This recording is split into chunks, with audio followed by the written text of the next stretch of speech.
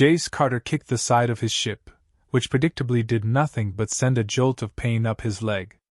The frozen wastes of Xiphos 9 were as welcoming as a mother-in-law with a shotgun, and his ship was about as responsive as his ex-girlfriend's last text. Great, he muttered, breath fogging up the air. Stranded, freezing, and my ship's got about as much life left in it as my dating history. Fantastic.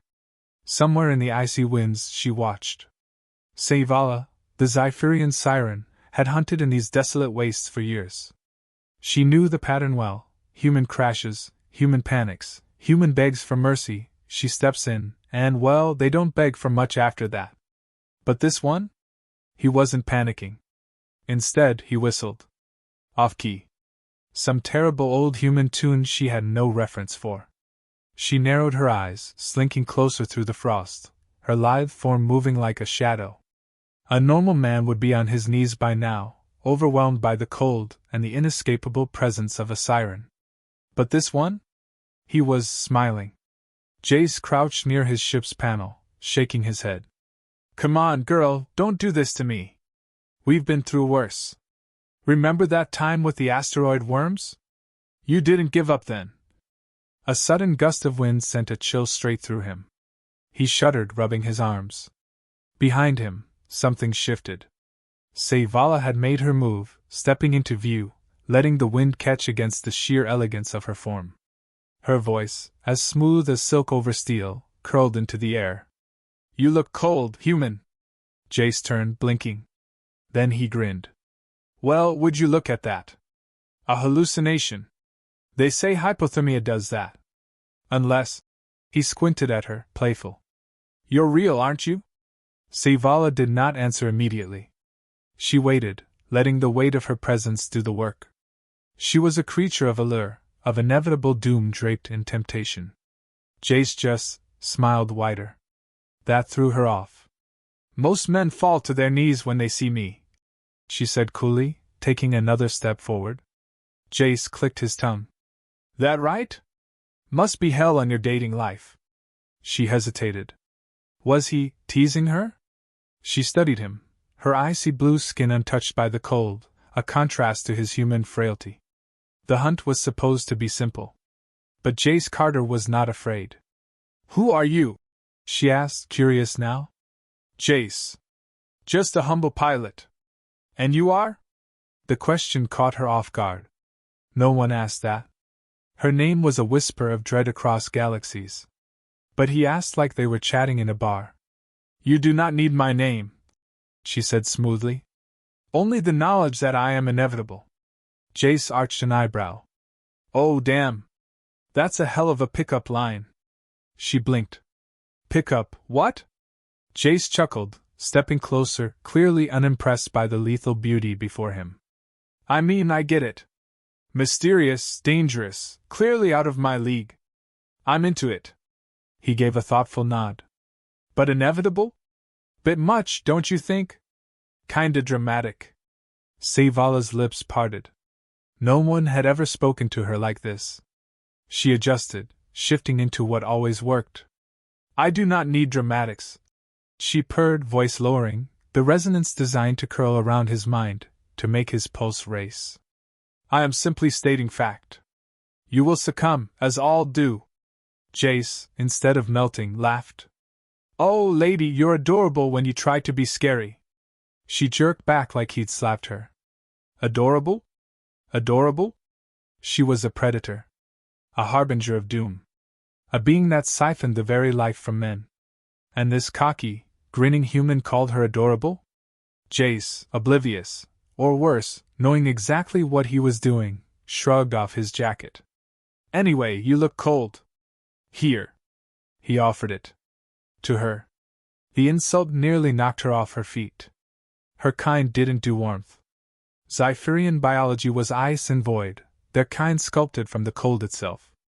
Warmth was vulgar, warmth was for lesser beings. Seivala hissed before she could stop herself, the sound half feral. Jace just grinned wider. Suit yourself, Ice Queen. The name sent something strange skittering down her spine. She clenched her fists, narrowing her eyes. You are bold for a man moments from his end. Jace gave her a lazy salute. And you're bold for a lady who's clearly staring at me like I'm a steak dinner. Her lips parted again. Not because she was baring her teeth, but because for the first time in her existence, she didn't know what to say. Jace chuckled at her silence, shaking his head. Well, this has been fun. But unless you're here to help me fix my ship, I gotta get back to work. Then, he turned his back on her. Turned. His back. On her. Savala's eye twitched. No one dismissed her. No one ignored her. She was the hunt. And yet, Jace Carter just did. She should kill him. She should finish this. But instead, she found herself lingering. Why wasn't he afraid? Why did his grin feel more dangerous than her own touch? Her gaze sharpened. This wasn't over. Savala watched him with narrowed eyes, her pride still stinging from their last encounter. The hunt was supposed to be simple. He should be writhing beneath her touch, drained and broken, not humming to himself while tightening a loose panel on his ship. This time, she wouldn't let him slip away so easily. She stepped forward, letting her presence wrap around him like a slow-moving tide. You amuse yourself so easily, human, she murmured, voice honeyed and low. Jace didn't even look up. Gotta find joy in the little things. He smirked. Speaking of little things, you're back. Miss me already? Her jaw clenched. He was doing it again. Playing. Teasing. Turning the power dynamic on its head. It was time to remind him exactly what she was. Her voice softened into something near musical, the resonance slipping past his ears and into his bones. Jace Carter, she whispered. You will kneel. A command wrapped in melody, designed to send pure heat through his system, weaken his will, make his body betray him. Jace tilted his head, considering. Then, he huffed a laugh.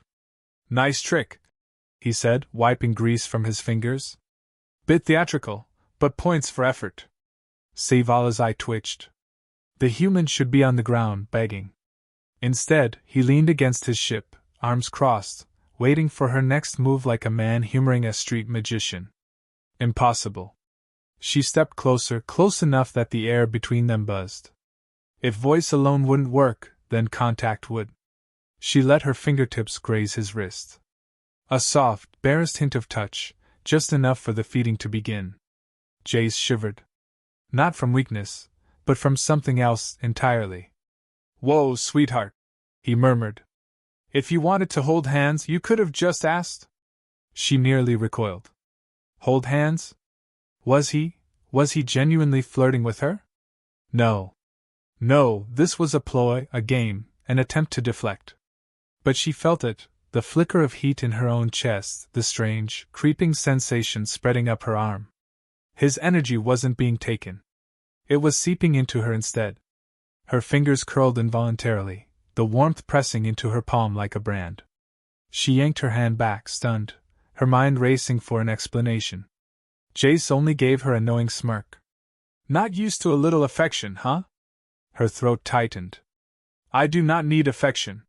He shrugged. Didn't say you needed it. Just said you weren't used to it. He was looking at her differently now. Not with fear or desire, but with curiosity. Savala did not get looked at like that. Men looked at her with lust or horror, never, like she was a puzzle to be solved. This human was wrong. Her kind did not feel warmth. Her kind did not get flustered. Her kind did not. By the way, Jace cut through her spiraling thoughts. Your hands are freezing. She blinked. I am Zyphirian. My physiology. Yeah, Ice Queen stuff, I got that. Just saying, I could fix that for you. She frowned. Fix? He reached out before she could react, taking her icy fingers in his calloused, warm ones. The contact sent a jolt straight through her core. Her body locked up, every muscle screaming at the sensation of heat. Zyphirians did not do warmth. They were designed for the void, meant to exist in cold, lonely places. And yet, Jace rubbed circles against her palm, his grin softening just slightly. See? Not so bad. She wrenched her hand away, her entire body buzzing. This was not possible. She was the one who made others shudder. She was the one who made hearts pound. Not the other way around. Jace stretched, unfazed. You're real worked up about all this. She hated the way her voice wasn't steady when she hissed. I do not get worked up. Sure, sweetheart. He shot her a wink. Savala's nails dug into her palm. This was not over. Savala did not leave. She should have. She should have vanished into the ice, let the storm swallow the human and his arrogance whole. But instead, she lingered, pacing near the wreckage of his ship, agitated, unsettled in a way she couldn't explain. Jace had touched her. And worse, she had felt it. Her kind weren't meant to experience warmth. Zephyrians fed on the energy of others, but they did not receive. They did not react. And yet her palms still burned. Jace, utterly oblivious or entirely too aware, was humming again, crouched near the exposed engine of his ship, sleeves rolled up, breath fogging in the cold. You're still here, he said without looking up. Her fingers twitched. You are still alive? That is an anomaly. He snorted. Guess I'm just lucky. Lucky. Was that what this was? She watched the way his hands moved, unrushed, steady, as he tinkered with the wires. There was no fear in him. No sense of doom, no tension of a man facing inevitable death. Why? She asked suddenly. Jace glanced up. Why what? She took a slow step forward, studying him. You are stranded. You should be afraid. You should be trying to run. Why do you not fear me? His gaze met hers, steady, curious. Because fear gives power away. She frowned. Power is taken, not given. Jace wiped grease onto his pants, shaking his head. Nah. Power's just an illusion people let themselves believe in. She bristled. You believe I have no power? Oh, you've got power, Ice Queen, he said easily. But you don't have control. The words struck deeper than she wanted to admit. Control had never been a question before. She lured, she fed, she moved on. It was as natural as breathing. But this human had flipped the script. You are arrogant, she said, needing to regain some footing. It will be your downfall. Maybe, Jace allowed. Or maybe I just like watching you get all flustered. She went still. Flustered. She should end this now. Remind him what she was. But something in her hesitated. She wasn't sure anymore who was hunting who. Jace leaned back against his ship, watching her like she was the puzzle now. You know, he said casually, for someone who keeps acting like she's in control, you sure do keep coming back.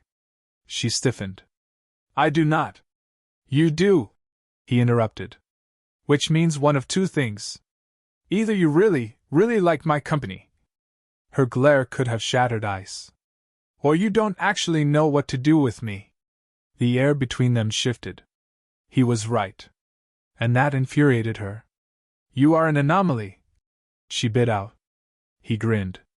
You say that like it's a bad thing. Savala's mind whirled. She needed to fix this. Needed to re-establish control, needed to remind him. She stepped forward, slow, deliberate. Her hand brushed his chest. Jace sucked in a breath. Finally, a reaction. She leaned in, voice a whisper against his ear. You play at being immune, but your body betrays you. Jace exhaled, a soft laugh. Maybe. But tell me something, sweetheart. He caught her wrist.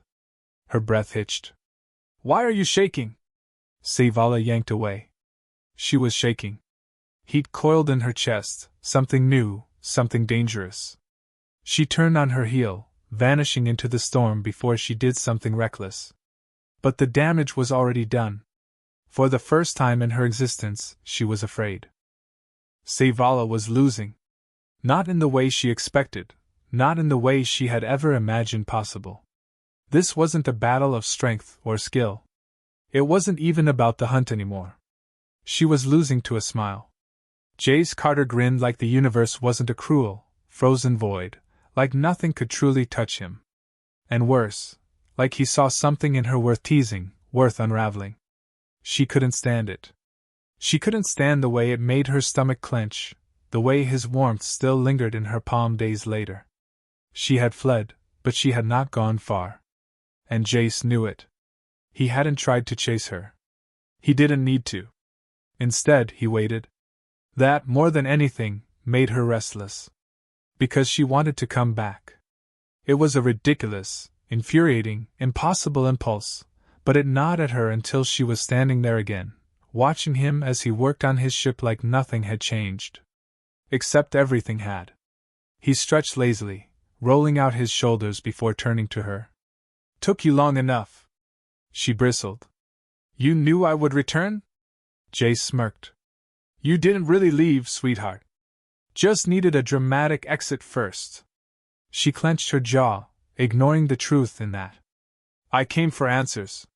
He leaned back against the hull, arms crossed. "Oh yeah? To what?" Her throat tightened.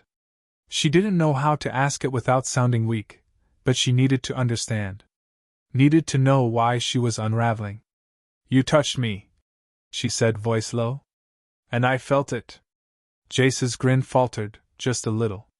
"Yeah," he said. "I figured you did." Her hands curled into fists. "That is not how this works. My kind does not feel warmth. We do not react. We do not. Maybe you just never had the right kind of touch before." She froze. Jace's voice was softer now, but not mocking. "Just knowing. You take Zavala," he murmured. "But when's the last time someone ever gave?" Her lungs felt too tight. "That is not how it works." Yeah, I heard you the first time." He pushed off the hull, stepping toward her, gaze unreadable. "But here's the thing. I think you've been lied to." Her pulse thundered in her ears. "Lied to? You're not cold, sweetheart," he said. "You've just never been warm." Something inside her cracked. Jace must have seen it, because his expression softened even more, and that was dangerous. Because it made her want to step closer. She should leave. Right now.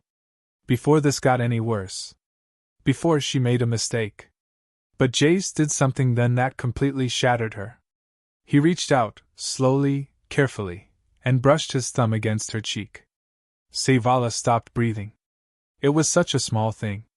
Gentle. Barely there. A touch meant to comfort, not to take. Her kind did not do this. She had spent her existence believing she was untouchable. That no one could reach her, that she was above it, beyond it. But here was this ridiculous, infuriating human, looking at her like she was something soft. Like she was someone. She felt the warmth seep in, slow and insidious, creeping into places she hadn't even realized were frozen. "You can run if you want to," Jace said quietly. "I won't stop you." Her throat closed. Because he meant it.